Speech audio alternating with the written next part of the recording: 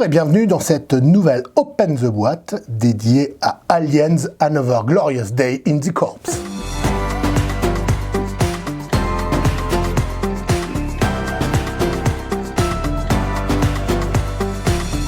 Donc Aliens, alors spoiler, alerte, ça pourrait bien être la pépite ludico-figurinistique de cette fin d'année, un joyau insoupçonné qui nous est tombé dessus à Noël alors qu'on s'y attendait pas. C'est un jeu qui est tiré du deuxième volet de la moultologie de Alien. Bref, le truc où il y en a plein et on ne sait plus combien il y en a. Mais le deuxième étant certainement l'un des meilleurs, donc très bien qu'ils aient choisi celui-là. C'est un jeu de figurines sur un plateau, coopératif, dans lesquels les joueurs vont jouer Ripley et la bande de marines décérébrés, alors qu'ils vont vivre des missions trépidantes et mortelles dans une base infestée par les aliens. Donc voyons ce qu'il y a dans la boîte. Je vais vous parler rapidement des mécanismes, parce que je m'y suis penché, j'ai lu, j'ai pas encore eu l'occasion de jouer, parce qu'il est vraiment arrivé, mais alors là, pour tout vous dire, il est arrivé hier. Et donc j'ai pris tout de suite, je me suis caché dans un coin de l'entrepôt, et j'ai dévoré les règles avec une excitation non feinte. Donc regardons ce qu'il y a dedans. Un livre de règles. Alors, la première chose qui frappe, c'est qu'il est assez court, en fait. Il fait trentaine de pages, et abondamment illustré, comme le veut la tradition. Donc, dedans, on va avoir toutes les explications, la mise en place, et à l'usage, il se révèle extrêmement simple à apprendre, et très malin. La première chose qui m'a frappé, c'est je trouve que c'est un jeu où il y a une bonne idée à la page. Et c'est rare, hein. Des jeux de figurines, et sur un plateau, j'en ai vu, hein. Moult et moult. Mais je vous en parlerai un petit peu plus tard dans la vidéo, mais il y a énormément de bonnes idées. Et alors, c'est d'une fidélité incroyable au film. Par exemple, le marqueur premier joueur, alors c'est celui-là, c'est ce marqueur-là. Et ce marqueur-là existe parce que c'est un emblème du vaisseau qui pose les aliens sur la base. Ils sont allés jusque-là, j'avais jamais vu, alors Dieu sait que je l'ai vu un paquet de fois le film, mais voilà, c'est l'alien, c'est l'icône du bug hunter, le chasseur d'insectes, ça me fait mourir de rire. Donc bref, c'est très très bien, c'est illustré abondamment par des photos du film, puisque c'est la licence officielle, le symbole du corps de Marines, et tout ça, donc on est vraiment dans l'ambiance, c'est très très bien, et on va parler un peu plus des règles après. On a comment assembler les figurines, parce que les figurines vont demander un petit peu d'assemblage, mais assez simple même pour les gens qui ne connaissent pas du tout la figurine, qui sont habitués à avoir des trucs monoblocs dans leur boîte. Au maximum, c'est 4 pièces à assembler, donc et c'est clipsé. Alors un peu de colle plastique fera pas de mal, hein, pour assurer la pérennité, mais dans l'ensemble c'est très très simple à faire, et ça permet d'avoir des figurines, étant donné qu'elles sont en plastique dur, bien plus détaillées que leur équivalent en plastique souple. Donc il y a pour les aliens, comment monter les différents modèles d'aliens, comment monter les marines. On a alors plein de cartons, plein de cartons. Alors on a des cartes de personnages, alors à nouveau, carton épais, qualité approuvée. Donc voilà, vous avez plein de cartes de personnages, double face, j'expliquerai pourquoi elles sont double face, des pions, encore des personnages, encore des pions, des roues à monter, parce que ça va être très important dans le jeu. Donc vous avez les petits bitoniaux en plastique là que vous allez clipser dedans. Une roue un peu plus importante pour les tourelles de défense, c'est très très bien pensé, vous allez voir, je vous en parlerai. Des pions d'aliens, à plus savoir qu'en faire, des pions de porte fermée, des pions d'apparition, encore des pions perso. C'est le pion dont je vous parlais là, hop, l'emblème, le merveilleux emblème là. Ça va être un gabarit pour poser les cartes, les piles de défausse, parce qu'il va falloir être organisé justement dans les mécaniques du jeu. La manière dont on va gérer le paquet de cartes du jeu est très importante. C'est pas mal de l'avoir inclus, ça permet de voir. Ça, c'est une carte qui se met justement à un moment dans le paquet quand on doit le remélanger. Donc c'est très très bien pensé en termes d'ergonomie. Il y a un contour, paf paf avec une roue, ça c'est très pratique. Et on a des tuiles comme ça, double face, pour représenter la base, qui vont se mettre comme ça, en fonction des missions, tout simplement. Donc avec 4 plaques double face, un qui représente la zone très infestée par les aliens, l'autre côté qui représente la base où ce n'est pas encore infesté, vous avez largement de quoi faire, et c'est finalement, ça offre plein de configurations différentes. On a des cartes de mission que je m'en vais ouvrir de ce pas. Tac, tac, tac, tac, tac, tac. Voilà. Donc ça, c'est les missions que vous allez jouer avec de l'historique et des règles, ainsi que la mise en place. Alors, il faut savoir qu'il y a une mini-campagne dans le jeu, je crois qu'elle est composée de 3 missions, potentiellement 4, qui représentent vraiment les événements du film. À côté de ça, bien sûr, on va pas rester là-dessus, il y a du bug hunt, de la chasse à l'insecte, qui consiste à rentrer dans la base pour nettoyer le maximum d'aliens avant de mourir potentiellement. Mais sinon, après, voilà, c'est... Il y a donc pas mal de missions. Ce qui est intéressant, c'est le côté justement campagne du scénario, parce que vous allez voir que dans les missions, un de vos marines peut se faire capturer. Et dans ce cas-là, vous pouvez décider de jouer une mission pour aller le récupérer. Il faut se rendre compte que vous avez perdu encore plus de marines en essayant de récupérer votre camarade que finalement en le laissant se faire digérer par la reine. Donc voilà. Donc plein de missions, hein. Il y en a 2, 4, 6, 8. À savoir que en même temps que le jeu sont sorties 2 extensions, une offrant de nouveaux personnages et une offrant plein de nouveaux matériels, dont des nouvelles missions. Donc on n'est vraiment pas prêt d'avoir fait le tour de ce jeu.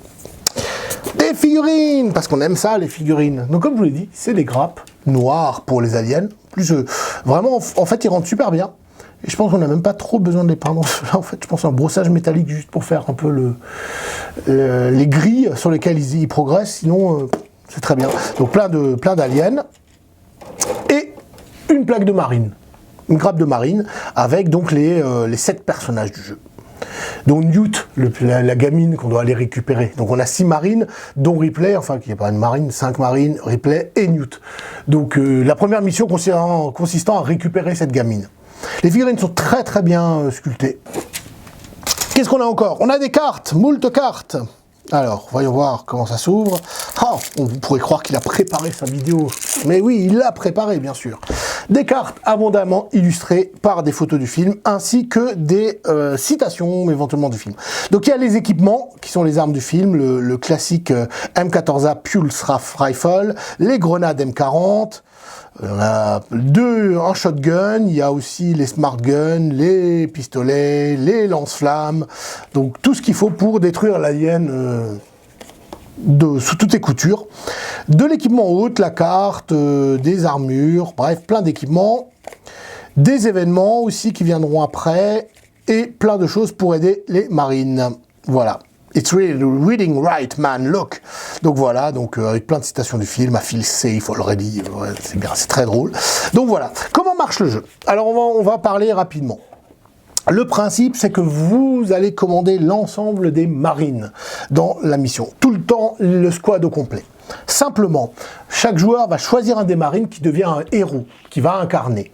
Les autres marines sont des grunts, c'est-à-dire des gars qui attendent les ordres des héros. Et en fonction des héros que vous avez choisis, chaque héros va pouvoir donner un certain nombre d'ordres. Ripley, par exemple, peut en donner pas mal, le capitaine peut en donner pas mal, alors que si vous choisissez Vasquez comme héros, comme c'est une simple soldat, elle donnera moins d'ordres, mais par contre, elle a des capacités un peu plus puissantes. Le but, c'est bien sûr la mission avec déplacement, tir, etc. Plein de bonnes idées. D'abord, le paquet de cartes.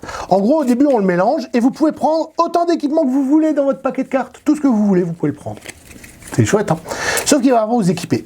Dès que vous jouez une carte, elle a un coût. Alors, certaines ont des coûts zéro pour les événements ou certains équipements légers. D'autres ont des coûts. Et en fait, le coût, c'est le nombre de cartes que vous allez devoir défausser du paquet dans la pile épuisée. Certaines autres cartes vont vous les faire discarder, notamment certains événements aliens. Discarder, c'est qu'elles sont perdues définitivement. Parce que quand ce paquet est vide, eh ben, vous avez perdu la partie. Hein. C'est fini. Il n'y a plus d'espoir. Vous vous faites submerger. Donc, outre ces petits gars de la marine là qu'on doit mener dans la mission, il va falloir gérer au mieux le paquet de cartes qui est commun pour tous les joueurs. Donc, sachant que dès que vous utilisez un équipement, par exemple, que vous tirez sur des aliens, le fait de tirer va vous faire défausser des cartes du paquet. Donc il va falloir gérer très très sérieusement. Heureusement, certains personnages ont des capacités qui leur permettent de prendre des cartes dites épuisées pour les remettre en dessous du paquet et redonner un peu de jus à votre escouade. Mais il y a une gestion hyper intelligente de ce paquet de cartes où chaque action va consommer au fur et à mesure. Pam, pam, pam. Alors ça rappellera un peu, entre guillemets, on va dire, le 7e continent qui avait un mécanisme comme ça, ou Gloomhaven. Et ben, l'intégrer dans ce jeu coop très nerveux, où on voit le paquet progressivement diminuer, crée une tension qui est complètement dans l'esprit des films aliens. Ça, c'est l'une des super bonnes idées, sachant que certaines cartes, bien sûr, si vous voulez, vous allez avoir la possibilité de piocher les cartes pour avoir ces événements en main. Ah ouais, mais à chaque fois qu'on pioche des cartes, on réduit le paquet. Et puis si je veux jouer la carte là que je viens de jouer, il va falloir que je défausse 2 cartes du paquet. Oh mais ça commence à coûter cher, hein, le fait d'avoir un petit casque.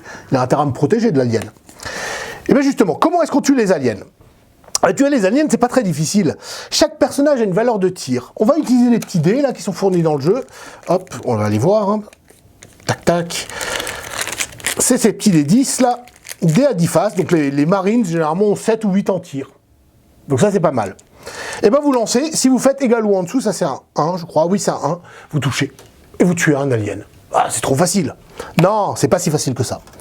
Parce que vous allez avoir, et c'est là où on revient sur ces petits cadrans là, ça c'est votre cadran de tir. À chaque fois que vous tirez, ça baisse de 1. C'est-à-dire que votre précision va diminuer. Un peu comme dans le film quand on voit les... Vous savez là, quand ils ont toujours sur leur M4 Pulse Rifle, ils ont les munitions qui sont indiquées en chiffres digitaux. C'est ça. Et ça baisse, ça baisse, ça baisse, et au fur et à mesure vous tirez de moins en moins bien. Et vous pouvez tirer 3, 4, 5 fois dans le round. Parce qu'à chaque fois qu'un marine est approché par un alien, tous les marines à 4 cases peuvent lui tirer dessus. Mais à chaque fois, votre précision va diminuer. Alors au début, vous commencez à 7, c'est trop la fête, vous tirez 2 fois dans votre tour, à mince, vous êtes déjà plus qu'à 5.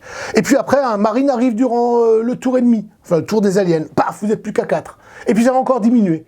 Heureusement, au début du tour, ça se remet. Mais il y a vraiment une tension palpable à voir la précision... la fiabilité de ces marines diminue au fur et à mesure du tour. Et parfois, on va se demander, est-ce que je tire ou pas? Ou j'attends que Bob tire, qui lui a plus de chances de toucher. Et puis Bob meurt, bien sûr. C'est normal. Bob meurt toujours. Donc voilà, ça c'est hyper malin.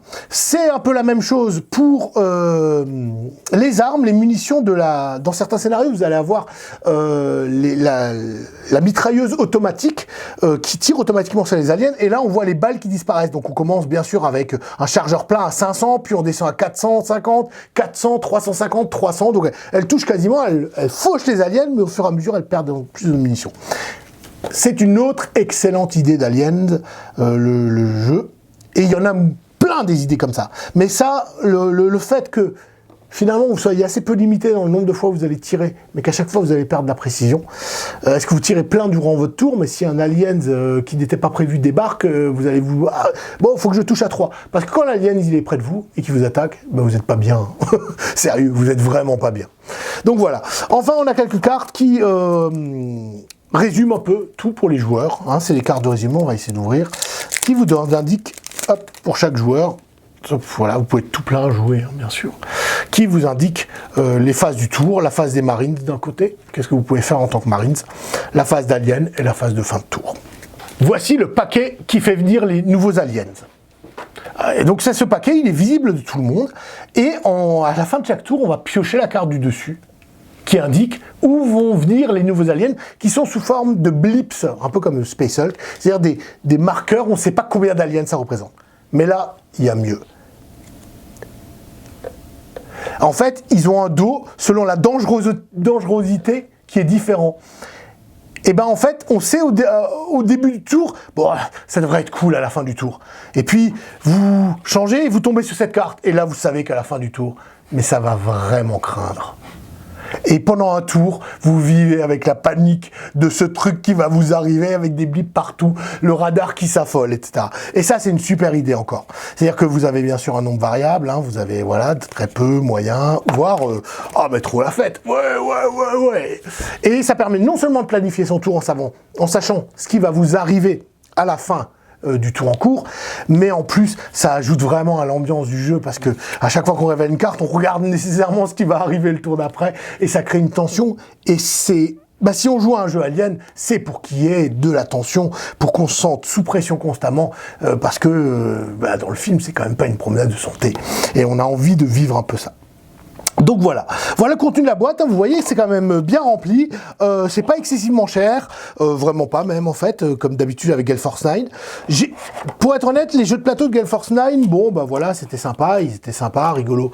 Celui-là, vraiment, ils ont l'air d'avoir fait un travail extraordinaire. Moi, je ne peux que vous recommander de jeter un coup d'œil très sérieux à ce jeu. Moi, dès que possible, je m'en vais arpenter les bases, la base, me faire trucider très certainement, mais avec un plaisir que j'imagine certain. Voilà, c'était notre vidéo. On fera certainement une deuxième vidéo en début d'année prochaine pour vous présenter les extensions, parce qu'il y en a déjà 3 sorties en même temps que le jeu. Et donc, en attendant, eh ben, je vous laisse. Je vous souhaite de bonnes fêtes. Et dans l'espace, personne ne nous entendra crier. À bientôt!